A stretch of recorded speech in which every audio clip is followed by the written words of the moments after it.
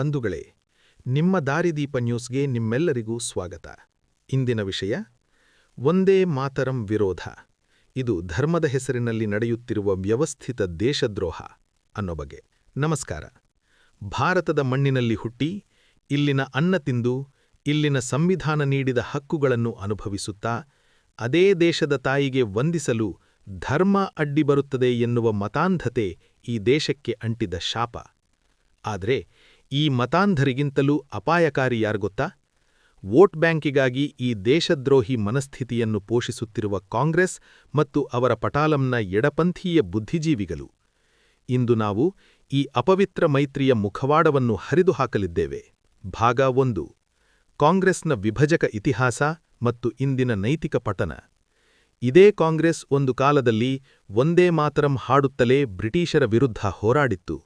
ಆದರೆ ಇಂದು ಸೋನಿಯಾ ಗಾಂಧಿ ಮತ್ತು ರಾಹುಲ್ ಗಾಂಧಿಯವರ ನೇತೃತ್ವದ ಕಾಂಗ್ರೆಸ್ ಕೇವಲ ಒಂದೇ ನಿರ್ದಿಷ್ಟ ಸಮುದಾಯದ ಓಲೈಕೆಗಾಗಿ ಅದೇ ವಂದೇ ಮಾತರಂ ಅನ್ನು ವಿವಾದಿತಗೊಳಿಸಿದೆ. ಸತ್ಯದ ಇರಿತ. ಸಂಸತ್ತಿನಲ್ಲಿ ವಂದೇ ಮಾತರಂ ಹಾಡುವಾಗ ಎದ್ದು ನಿಲ್ಲದ ಸಂಸದರನ್ನು ಸಮರ್ಥಿಸಿಕೊಳ್ಳುವ ಕಾಂಗ್ರೆಸ್ ನಾಯಕರಿಗೆ ಈ ದೇಶದ ಅಸ್ಮಿತೆಗಿಂತ ಟೋಪಿ ಹಾಕುವವರ ಮತಗಳೇ ಮುಖ್ಯವಾಯಿತೇ? ಪಿತೂರಿ.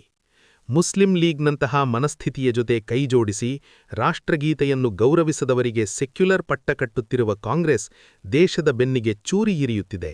ಭಾಗ 2: ಪ್ರಾದೇಶಿಕ ಪಕ್ಷಗಳ ಅಧಿಕಾರ ಲಾಲಸೆ ಮತ್ತು ಮತಾಂಧತೆಗೆ ಶರಣಾಗತಿ.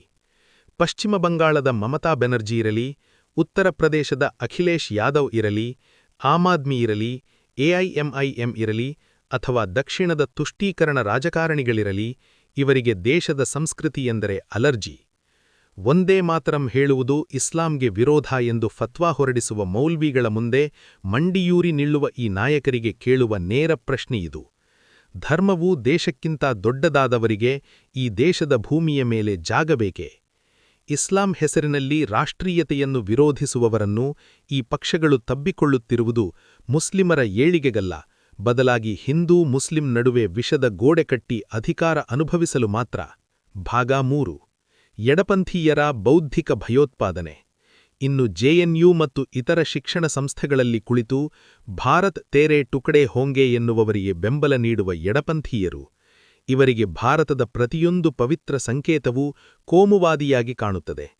ವಂದೇ ಮಾತರಂ ವಿರೋಧಿಸುವ ಮತಾಂಧರನ್ನು ಮಾನವ ಹಕ್ಕುಗಳ ಹೋರಾಟಗಾರರು ಎಂದು ಬಿಂಬಿಸುವ ಇವರ ಬೌದ್ಧಿಕ ಭಯೋತ್ಪಾದನೆಗೆ ಈಗ ಅಂತ್ಯ ಹಾಡಬೇಕಿದೆ. ಭಾಗ 4: ಸಮಾಜಕ್ಕೆ ಕಠೋರ ಎಚ್ಚರಿಕೆ. ದೇಶದ್ರೋಹಕ್ಕೆ ಜಾಗವಿಲ್ಲ. ಈ ದೇಶದ ಮುಸ್ಲಿಮರಲ್ಲಿ ಎಷ್ಟು ಜನರಿಗೆ ವಂದೇ ಮಾತರಂ ಹೇಳಲು ಸಂಕೋಚವಿದೆ? ಅಂಥವರಿಗೆ ಈ ಮಣ್ಣಿನ ಋಣದ ಅರಿವಿಲ್ಲ. ಇನ್ನು ಇಂತಹ ಮನಸ್ಥಿತಿಯನ್ನು ಸಮರ್ಥಿಸಿಕೊಳ್ಳುವ ಕಾಂಗ್ರೆಸ್ಸಿಗರಿಗೆ ಒಂದು ಮಾತು: ಅಧಿಕಾರದ ಹಸಿವಿಗಾಗಿ ದೇಶದ ಆತ್ಮವನ್ನೇ ಮಾರಿಕೊಳ್ಳಬೇಡಿ. ರಾಷ್ಟ್ರದ್ರೋಹಿ ಮನಸ್ಥಿತಿಗೆ ಮತ್ತು ರಾಜಕೀಯ ಪಕ್ಷಗಳಿಗೆ 10 ಕಠೋರ ಪ್ರಶ್ನೆಗಳು. ದೇಶದ ಅನ್ನವೋ ಅಥವಾ ಧರ್ಮದ ಪಟ್ಟೋ? ಈ ದೇಶದ ಮಣ್ಣಿನಲ್ಲಿ ಹುಟ್ಟಿ, ಇಲ್ಲಿನ ಅನ್ನ ತಿಂದು ಬೆಳೆದ ಮೇಲೆ ಈ ದೇಶದ ತಾಯಿಗೆ ವಂದಿಸಲು ಧರ್ಮ ಅಡ್ಡಿ ಬರುತ್ತದೆ ಎನ್ನುವವರಿಗೆ ಈ ದೇಶದ ಭೂಮಿಯ ಮೇಲೆ ವಾಸಿಸುವ ನೈತಿಕ ಹಕ್ಕಿದೆಯೇ? ಕಾಂಗ್ರೆಸ್ನ ದ್ವಂದ್ವ ನೀತಿ.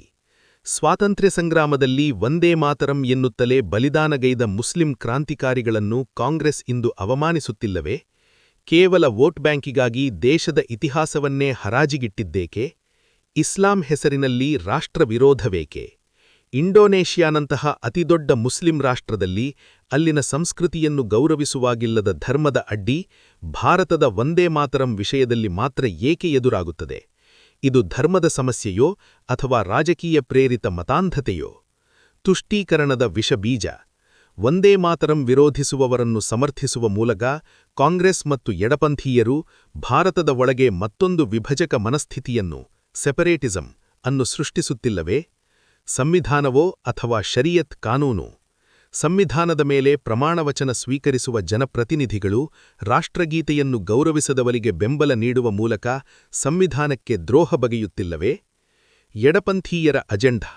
ಭಾರತದ ಪ್ರತಿಯೊಂದು ಸಂಪ್ರದಾಯವನ್ನು ಕೋಮುವಾದಿ ಎಂದು ಕರೆಯುವ ಎಡಪಂಥೀಯರಿಗೆ ದೇಶದ ವಿರುದ್ಧ ಘೋಷಣೆ ಕೂಗುವವರು ಮಾತ್ರ ಜಾತ್ಯತೀತರಾಗಿ ಕಾಣುವುದೇಕೆ? ಪರೋಕ್ಷ ದೇಶದ್ರೋಹ. ರಾಷ್ಟ್ರದ ಅಸ್ಮಿತೆಯಾದ ವಂದೇ ಮಾತರಂ ಅನ್ನು ಹಾಡಲು ನಿರಾಕರಿಸುವುದು ಪರೋಕ್ಷವಾಗಿ ಭಾರತದ ಸಾರ್ವಭೌಮತ್ವಕ್ಕೆ ಸವಾಲೆಸೆದಂತಲ್ಲವೇ? ಇದಕ್ಕೆ ಮೌನವಾಗಿ ಬೆಂಬಲ ನೀಡುವ ಪ್ರಾದೇಶಿಕ ಪಕ್ಷಗಳು ದೇಶದ್ರೋಹಕ್ಕೆ ಕುಮ್ಮಕ್ಕು ನೀಡುತ್ತಿಲ್ಲವೇ? ಸಂಸ್ಕೃತಿಯ ವಿರೋಧಿಗಳು. ಭಾರತ ಎಂಬುದು ಕೇವಲ ಭೂಪಟವಲ್ಲ, ಅದನ್ನು ಸಂಸ್ಕೃತಿ. ಈ ಸಂಸ್ಕೃತಿಯ ಮೂಲಮಂತ್ರವಾದ ವಂದೇ ಮಾತರಂ ಅನ್ನು ವಿರೋಧಿಸುವವರು ತಮ್ಮನ್ನು ತಾವು ಭಾರತೀಯರು ಎಂದು ಕರೆದುಕೊಳ್ಳಲು ಅರ್ಹರೇ? ಮತಕ್ಕಾಗಿ ರಾಷ್ಟ್ರಪ್ರೇಮ ಬಲಿದಾನ. ಅಧಿಕಾರದ ಹಸಿವಿಗಾಗಿ ಮೌಲ್ವಿಗಳ ಮತ್ತು ಮತಾಂಧರ ಫತ್ವಾಗಳಿಗೆ ತಲೆಬಾಗುವ ರಾಜಕಾರಣಿಗಳಿಗೆ ದೇಶದ ಭದ್ರತೆಗಿಂತ ಕುರ್ಚಿ ದೊಡ್ಡದಾಯಿತೆ?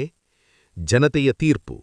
ದೇಶವನ್ನು ತುಂಡರಿಸುವ ಘೋಷಣೆ ಕೂಗುವವರ ಜೊತೆ ಕೈಜೋಡಿಸುವ ಕಾಂಗ್ರೆಸ್ ಮತ್ತು ಎಡಪಂಥೀಯ ಚಿಂತನೆಗಳನ್ನು ಈ ದೇಶದ ಜನರು ದೇಶದಿಂದಲೇ ಉಚ್ಚಾಡಿಸುವ ಕಾಲ ಬಂದಿಲ್ಲವೇ?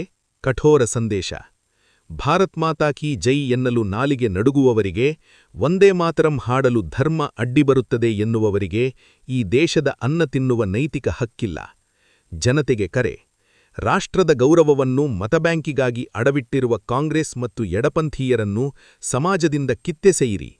ರಾಷ್ಟ್ರಪ್ರೇಮ ಎಂಬುದು ಚೌಕಾಸಿ ಮಾಡುವ ವಸ್ತುವಲ್ಲ, ಅದು ಈ ದೇಶದ ಉಸಿರು. ಸಮಾರೋಪ.